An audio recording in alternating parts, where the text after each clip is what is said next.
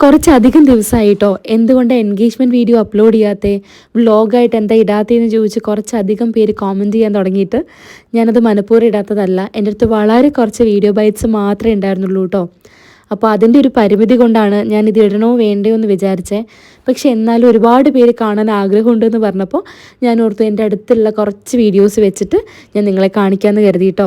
യൂട്യൂബിലേക്ക് ഒരു full length video ഇടണം എന്നൊരു പ്ലാൻ എനിക്ക് ഉണ്ടായിരുന്നില്ല കേട്ടോ. എന്നാലും ഷോർട്സ് ആയിട്ട് ഇടാം എന്ന് കരുതി കുറച്ച് വീഡിയോ ബൈറ്റ്സ് എടുത്ത് വെച്ചിട്ടുണ്ടായിരുന്നു കേട്ടോ. അതാണ് ഞാനിപ്പോൾ ഒരു വലിയ വീഡിയോ ആക്കി നിങ്ങളെ കാണിക്കുന്നത്. തലേദിവസം ഞാൻ തീരെ ഉറങ്ങിയിട്ടുണ്ടായിരുന്നില്ല കേട്ടോ. ഒന്നാമത്തെ കാര്യം ഭയങ്കര ടെൻഷനായിരുന്നേ. കാരണം എല്ലാ കാര്യങ്ങളും ഞാൻ ഒറ്റയ്ക്കായിരുന്നു അറേഞ്ച് ചെയ്തിട്ടുണ്ടായിരുന്നേ. അപ്പോൾ അതുകൊണ്ട് തന്നെ എല്ലാം നല്ലോണം നടക്കുമോ, ഇന്നത്തെ ദിവസം എങ്ങനെയാവും എന്നൊക്കെ ഓർത്ത് നല്ല ടെൻഷനായിരുന്നേ. എൻ്റെ അച്ഛനും അമ്മയും പരിപാടിയുടെ 2 ദിവസം മുന്നേ കേട്ടോ UAE എത്തി. മാത്രമല്ല എൻ്റെ ഫിയാൻസി അദ്ദേഹത്തിൻ്റെ വർക്കിൻ്റെ കാര്യങ്ങളൊക്കെ ആയിട്ട് നല്ല തിരക്കായതുകൊണ്ട് തന്നെ ടൗണിൽ ഉണ്ടായിരുന്നില്ല കേട്ടോ. അപ്പോൾ എല്ലാ കാര്യങ്ങളും ഞാനും വിബിയും കൂടിയാണ് അറേഞ്ച് ചെയ്തത്. അപ്പോൾ അതിൻ്റെ ഒരു ടെൻഷനൊക്കെ നന്നായിട്ടുണ്ടായിരുന്നേ. അപ്പോൾ ഞാൻ ഓർത്തു രാവിലെ ഒരു ചായ കുടിച്ചു കഴിഞ്ഞാൽ എനിക്ക് മാറാത്ത പ്രശ്നങ്ങളൊന്നുമില്ല. അപ്പോഴേക്കും എൻ്റെ ടെൻഷനൊക്കെ ഒന്ന് റിലീവ് ചെയ്യാൻ വേണ്ടിയിട്ട് കല്ലു ഡാൻസ് ചെയ്തപ്പോൾ ഞാനും കൂടി കുറച്ച് നേരം അവളുടെ കൂടെ നിന്ന് ഡാൻസൊക്കെ ചെയ്തു കേട്ടോ. എന്നാലും ഇന്നത്തെ ദിവസത്തെക്കുറിച്ച് ഓർത്ത് എനിക്ക് നല്ല ടെൻഷനായിരുന്നു. അതുകൊണ്ട് തന്നെ എനിക്ക് ഒരു സ്ഥലത്ത് ഇരിപ്പുറയ്ക്കുന്നുണ്ടായിരുന്നില്ല. അങ്ങനെ കല്ലു എനിക്ക് വേണ്ടിയിട്ട് ചായ ഉണ്ടാക്കുകയാണ്. എനിക്ക് വേണ്ടി മാത്രമല്ല അച്ഛനും അമ്മയ്ക്കും അവൾക്ക് വേണ്ടി ഉണ്ടാക്കുന്നുണ്ട്. അപ്പോൾ കല്ലുവിൻ്റെ ചായയൊക്കെ കുടിച്ചുകൊണ്ട് എനിക്ക് കുറേ കോൾസ് ചെയ്യാനുണ്ടായിരുന്നു കേട്ടോ. കാരണം എല്ലാ കാര്യങ്ങളും ഒന്നുകൂടെ ക്രോസ് ചെക്ക് ചെയ്യാനുണ്ടായിരുന്നു. ഡെക്കോർ, വെന്യൂ, അതേപോലെ തന്നെ ഫുഡ്, അങ്ങനത്തെ കാര്യങ്ങളൊക്കെ ഒന്നുകൂടെ വിളിച്ച് ക്രോസ് ചെക്ക് ചെയ്യാനുണ്ടായിരുന്നു. മാത്രമല്ല ഞാൻ ഗാർലൻഡ് പറഞ്ഞിട്ടുണ്ടായിരുന്നു. അപ്പോൾ അത് മേടിക്കാൻ ഒരാളെ അറേഞ്ച് ചെയ്യണമായിരുന്നു. അങ്ങനെ കുറേ കാര്യങ്ങൾ ചെയ്യുകയാണേ. അങ്ങനെ ഞാൻ തീ പിടിച്ചിരിക്കുമ്പോൾ ഉണ്ടല്ലോ, രാവിലെ ഒരാൾ ബ്രേക്ക്ഫാസ്റ്റിന് അപ്പം മുട്ടക്കറിയൊക്കെ കഴിച്ച് വളരെ റിലാക്സ്ഡ് ആയിട്ട് എന്നെ വീഡിയോ കോൾ ചെയ്യായിരുന്നേ. അപ്പോൾ ഇതാണ് എൻ്റെ ഫിയാൻസി. അപ്പോൾ എന്നോട് ടെൻഷൻ ഉണ്ടോ എന്നൊക്കെ ചോദിക്കുമായിരുന്നു. എനിക്ക് നല്ല ടെൻഷൻ ഉണ്ടായിരുന്നെങ്കിലും ഞാൻ അത്രയ്ക്ക് അങ്ങോട്ട് പ്രകടിപ്പിച്ചിട്ടില്ല കേട്ടോ. കോളൊക്കെ കഴിഞ്ഞ് ഞാനൊരു ചായയൊക്കെ കുടിച്ചിട്ട് ഒരു ഫൈനൽ ചെക്ക് ലിസ്റ്റ് ഉണ്ടാക്കി കേട്ടോ. എന്നിട്ടത് ഫോളോ അപ്പ് ചെയ്യായിരുന്നേ. കാരണം എന്തെങ്കിലും ഒരു കാര്യം മിസ് ഔട്ട് ആയി പോയി കഴിഞ്ഞാൽ പിന്നെ നമ്മുടെ ഫുൾ പരിപാടി കൊളാവുമല്ലോ. ഈയിടെ ആയിട്ടുണ്ടല്ലോ എനിക്ക് എൻ്റെ അമ്മേനെ കെട്ടിപ്പിടിച്ച തീരാത്തതായിട്ട് ഒരു പ്രശ്നങ്ങളും ഇല്ലാതെ തോന്നും കേട്ടോ. ബ്രേക്ക്ഫാസ്റ്റിനായിട്ട് ഞാൻ 2 പുഴുങ്ങിയ മുട്ട കഴിച്ചു കേട്ടോ.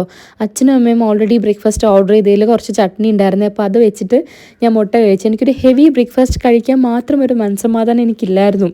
കാരണം നല്ല ടെൻഷനായിരുന്നു. അതുകൊണ്ട് തന്നെ ഞാൻ 2 മുട്ടയിൽ എൻ്റെ ബ്രേക്ക്ഫാസ്റ്റ് ഒതുക്കി. അപ്പോൾ നമ്മുടെ ഫംഗ്ഷൻ വൈകുന്നേരം 6:30ക്കും 7:30ക്കും ഇടയ്ക്കായിരുന്നു കേട്ടോ. ഈവൻ ഇഫ് വൈകുന്നേരം ആണെങ്കിൽ കൂടി നമുക്ക് മേക്കപ്പും ബാക്കിയുള്ള പ്രിപ്പറേഷൻസ് ഒക്കെ തുടങ്ങണമല്ലോ. ഞാൻ ശരിക്കും മേക്കപ്പ് ഒരു 12:30ക്ക് തുടങ്ങാമെന്നാണ് വിചാരിച്ചത്. പക്ഷേ എന്നിട്ടും ഒരു 1:30 ആയി കേട്ടോ തുടങ്ങിയപ്പോൾ. എൻ്റെ മേക്കപ്പ് ആർട്ടിസ്റ്റ് എൻ്റെ അനിയത്തി തന്നെയായിരുന്നു കേട്ടോ. എനിക്ക് ഏറ്റവും പ്രൗഡസ്റ്റ് ആയിട്ടൊരു ദിവസമായിരുന്നു അന്ന്. കാരണം ഞാൻ ഏറ്റവും കൂടുതൽ ആഗ്രഹിച്ച് ഒരു 10 വർഷം കാത്തിരുന്ന് അവസാനം ഫൈനലി എൻ്റെ ഏറ്റവും ഇമ്പോർട്ടൻ്റ് ആയിട്ടൊരു ദിവസം വന്നപ്പോൾ എൻ്റെ അനിയത്തിക്ക് തന്നെ എന്നെ ബ്രൈഡായിട്ട് ഒരുക്കാൻ പറ്റിയതിൽ എനിക്കറിയില്ല, ഞാൻ വളരെ പ്രൗഡായിരുന്നു കേട്ടോ. ജീവിതത്തിലെ സ്വന്തം ഇഷ്ടങ്ങൾക്കും അതേപോലെ തന്നെ പാഷനും ഇമ്പോർട്ടൻസ് കൊടുത്ത് അതിനുവേണ്ടി പ്രയത്നിക്കുന്ന ആൾക്കാരോട് എനിക്ക് വളരെ റെസ്പെക്റ്റ് ആട്ടോ. ഓൺ ദാറ്റ് നോട്ട് എനിക്ക് എൻ്റെ സിസ്റ്ററിനോട് ഭയങ്കര റെസ്പെക്റ്റ് ആണ്. കാരണം സ്വന്തം ഇഷ്ടം എന്താണെന്ന് കണ്ടെത്തി അതിനുവേണ്ടി പ്രയത്നിക്കുന്ന ഒരാളാട്ടോ എൻ്റെ അനിയത്തി. അങ്ങനെ മേക്കപ്പ്, ഹെയർ ഒക്കെ ഓൾമോസ്റ്റ് കഴിഞ്ഞു കേട്ടോ. എനിക്കൊരു ഓപ്പൺ ഹെയർ ആയിരുന്നു വേണ്ടിയിരുന്നത്. അങ്ങനെ പേൾസൊക്കെ വെച്ച് വളരെ ഭംഗിയായിട്ട് എനിക്ക് എന്താണോ വേണ്ടത് അത് തന്നെ എനിക്ക് സിസ്റ്റർ ചെയ്തു തന്നു കേട്ടോ. അപ്പോൾ ഇതായിരുന്നു എൻ്റെ കംപ്ലീറ്റ് ഔട്ട്ഫിറ്റ് വന്നിട്ട്. ഇത് ഡിസൈൻ ചെയ്ത് എൻ്റെ അമ്മയും അനിയത്തിയും ചേർന്നിട്ടാട്ടോ. ഇവർ UAE നിന്ന് ചെയ്യിപ്പിച്ചിട്ട് വന്നതാണ് ഈ ഡ്രസ്സ്. അങ്ങനെ ഞാനും ബൂബും അപ്പോട്ടനും വിഷ്ണുവേട്ടനും കൂടി വെന്യൂലേക്ക് പോവുകയാണേ.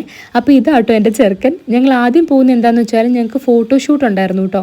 അപ്പോൾ ആദ്യം അവിടെ എത്തണമായിരുന്നു. ഞാൻ വെന്യൂ മര്യാദയ്ക്കൊന്നും കണ്ടിട്ട് പോലും ഇല്ല കേട്ടോ. ഇതൊക്കെ എൻ്റെ ഫ്രണ്ട്സ് എടുത്തിട്ട് എനിക്ക് അയച്ചെന്ന കുറച്ച് വീഡിയോ ബൈറ്റ്സ് ആണേ. ഫോട്ടോഷൂട്ട് ഞങ്ങൾ തുടങ്ങിയപ്പോൾ തന്നെ നല്ലോണം ലേറ്റ് ആയിട്ടുണ്ടായിരുന്നു കേട്ടോ. പിന്നെ ഞങ്ങൾക്ക് ഫംഗ്ഷൻ ഒരു 6:30ക്ക് മുന്നേ സ്റ്റാർട്ട് ചെയ്യണമെന്നുണ്ടായിരുന്നതുകൊണ്ട് തന്നെ ഞാൻ നല്ല ടെൻഷനായിരുന്നു കേട്ടോ. സാധാരണ എന്തെങ്കിലും ഒരു കാര്യം ഉണ്ടെങ്കിൽ എന്നെയും കൂടി പറഞ്ഞ് ടെൻഷനാക്കുന്ന ഒരാളാണ് അപ്പോട്ടൻ. പക്ഷെ അന്നത്തെ ദിവസം അപ്പോട്ടൻ ഭയങ്കര റിലാക്സ്ഡും ഞാൻ വളരെ ടെൻഷനിലും ആയിരുന്നു കേട്ടോ. അങ്ങനെ അപ്പോട്ടനെ സ്റ്റേജിലേക്ക് വെൽക്കം ചെയ്യേണ്ട സമയമായിട്ടോ. എനിക്ക് നേരിട്ട് കാണാൻ പറ്റിയിട്ടുണ്ടായിരുന്നില്ല, കാരണം ഞാൻ പുറകിലായിരുന്നു നിന്നിട്ടുണ്ടായിരുന്നു. ഇത് കുറച്ച് ഫ്രണ്ട്സ് ഷൂട്ട് ചെയ്തിട്ട് അയച്ചെന്ന വീഡിയോസാണ് കേട്ടോ. അങ്ങനെ ഞാനും സ്റ്റേജിലേക്ക് എൻ്റർ ആവുകയാണ്. ഞങ്ങളൊരു 10 വർഷം ഞങ്ങൾ വെയിറ്റ് ചെയ്ത് ഞങ്ങളുടെ ഒരു ഏറ്റവും ഇമ്പോർട്ടൻ്റ് ആയിട്ടൊരു ദിവസം ഇവിടെ തുടങ്ങുകയാണ്. എനിക്കിപ്പോൾ റിഗ്രറ്റ് തോന്നുന്നൊരു കാര്യം എന്താണെന്ന് വെച്ചാൽ ഞാൻ ഏതെങ്കിലും ഫ്രണ്ട്സിനോട് കുറച്ച് വീഡിയോസ് ഷൂട്ട് ചെയ്ത് വെക്കുമോ എന്ന് ചോദിച്ചിരുന്നേ അവർ ചെയ്യായിരുന്നു കേട്ടോ. പക്ഷെ ഞാൻ ആ കാര്യം ആകെ വിട്ടുപോയി. പേരൻസിനെയും സിബ്ലിങ്സിനെയും ഒക്കെ സ്റ്റേജിലേക്ക് ഇൻവൈറ്റ് ചെയ്യുന്നതിന് മുന്നേ ഞങ്ങൾ ഞങ്ങളുടെ ജേർണിനെ കുറിച്ച് കുറച്ച് കാര്യങ്ങൾ പറഞ്ഞിട്ടുണ്ടായിരുന്നു കേട്ടോ. അപ്പോൾ നിങ്ങളെയും കൂടെ ഞാനത് കേൾപ്പിക്കാവേ. ആദ്യം തന്നെ ഞങ്ങളുടെ ക്ഷണം സ്വീകരിച്ചെത്തിയ എല്ലാ റിലേറ്റീവ്സും സുഹൃത്തുക്കളും എല്ലാവർക്കും നന്ദി. ഇത് ഞങ്ങളുടെ 11ാമത്തെ വർഷമാണ്. കല്യാണം കഴിച്ചില്ലാന്നേ ഉള്ളൂ. എൻ്റെ 20ാമത്തെ വയസ്സിലും ഇവളുടെ 17ാമത്തെ വയസ്സിലാണ് ഞങ്ങൾ പരിചയപ്പെടുന്നത്. കുറച്ചു കാലം സുഹൃത്തുക്കളായിട്ടിരുന്നു. 10 വർഷം ഇങ്ങനെ സ്നേഹിച്ചു. ഇടയ്ക്ക് ഇതിന്റെ ഇടയിലൊക്കെ പാരന്റ്സിന്റെ പ്രശ്നങ്ങളൊക്കെ ഉണ്ടായിരുന്നു. ഇടയ്ക്ക് അവര് നമ്മളെ മനസ്സിലാക്കി ഞങ്ങളുടെ കൂടെ ട്രാവൽ ചെയ്യാൻ തുടങ്ങി. അങ്ങനെ ഞങ്ങൾ എൻഗേജ്ഡ് ആവാണ്. കല്യാണം ഞങ്ങൾ തീരുമാനിച്ചിട്ടില്ല, അത് ടേബിളിലേക്ക് എടുത്ത് വെച്ചിട്ടേ ഉള്ളൂ. ഡേറ്റ് എന്നാ തീരുമാനിച്ചിട്ടില്ല. ഡിസ്കഷൻ നടക്കുന്നു. സെപ്റ്റംബർ നവംബറിനുള്ളിൽ നമ്മുടെ കല്യാണം ഉണ്ടാവും. ഡേറ്റ് കാലക്കുട്ടി അറിയിക്കാം എല്ലാവരെയും. ഭയങ്കര ഹാപ്പി ആയിട്ടുള്ള ഒരു മൊമെന്റ് ആണ്. ഞാൻ ഭയങ്കര ഇൻട്രോവേർട്ട് ആയിട്ടുള്ള ഒരാളാണ്. ഞാൻ ഇങ്ങനെ മൈക്കെടുത്ത് സംസാരിക്കുക അങ്ങനെയൊന്നും ഇല്ല. പോടാ. പക്ഷെ ഇപ്പൊ സംസാരിച്ചില്ലെങ്കിൽ പിന്നെ ജീവിതകാലം മുഴുവൻ ഞാനിത് അനുഭവിക്കണം ഇതിനുള്ള ശിക്ഷ. അപ്പോട്ടൻ വളരെ ഇൻട്രോവേർട്ട് ആയിട്ടുള്ള ഒരാളാട്ടോ. ഞാനാണെങ്കിൽ നേരെ തിരിച്ചും വായ തുറന്നാൽ പിന്നെ അടയ്ക്കത്തേയില്ല. പക്ഷെ എന്നിരുന്നാൽ കൂടി ഞങ്ങൾ രണ്ടുപേരും ഞങ്ങളുടെ ഈ ഒരു ജേർണീനെ കുറിച്ച് സംസാരിച്ചു കേട്ടോ. വളരെ കുറച്ച് ഫ്രണ്ട്സും അതേപോലെ തന്നെ ഫാമിലി മെമ്പേഴ്സും ഉള്ള ഒരു വളരെ ചെറിയ ഫംഗ്ഷൻ ആയിരുന്നേ. And finally the day has come, the moment has come. അങ്ങനെ ഞങ്ങൾ 10 വർഷത്തെ കാത്തിരിപ്പിന് ശേഷം ഞങ്ങളുടെ അച്ഛനമ്മമാരുടെയും അതേപോലെ തന്നെ സഹോദരങ്ങളുടെയും ഏറ്റവും അടുത്ത റിലേറ്റീവ്സിൻ്റെയും ഫ്രണ്ട്സിൻ്റെയും മുന്നിൽ നിന്ന് എൻഗേജ്ഡായി.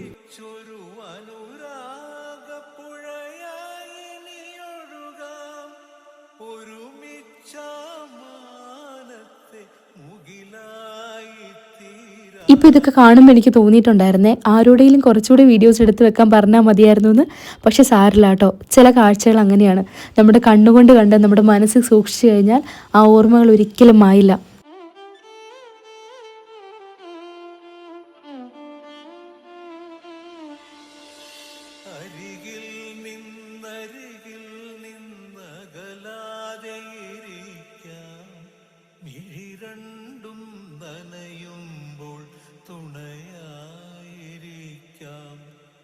ഒരുമിച്ചൊരു അനുരാഗപ്പുഴയായി നീയൊഴുകാം.